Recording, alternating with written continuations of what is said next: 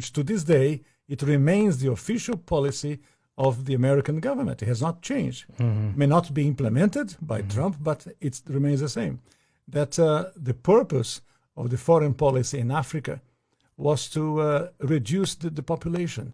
So to give aid to countries in Africa, not clean water and schooling and things like that, but contraception and abortion, in order to shrink the population of Africa, because they have great mineral resources there.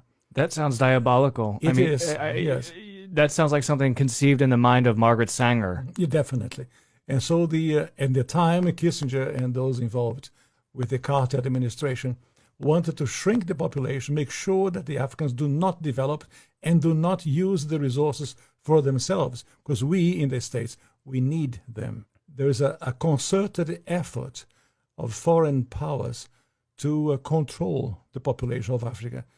Africa is a huge continent, could feed thousands more people, but the policies of the West, especially in Europe. For example, between 1990 and the year 2000, the United States, Canada, and Europe contributed about $6 billion in contraceptives, not to help the people, not to give clean water, clean food. That is not to fight malaria, for example. No, of course, perish the thought, never. Yeah. Let them die. That's the whole idea. So in our work in HLI, we denounced this reality to make the Africans aware that they have to defend themselves against the influence of foreign powers. Is it just the United States, or do you believe that China is also playing a role in jockeying for the resources of Africa? China is playing a major role because China is buying property in Africa.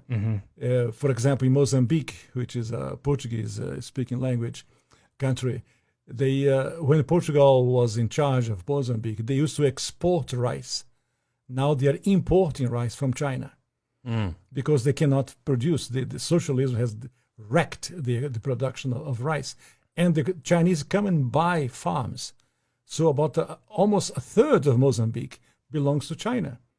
So I was in other countries of Africa, the same reality. In South Africa, the Chinese are buying property, buying land in Africa. So and they send their own workers, the Chinese workers. They don't employ people of the place. They send their own workers to populate and to live in the place. Did you like or hate what you heard? Let us know in the comments below.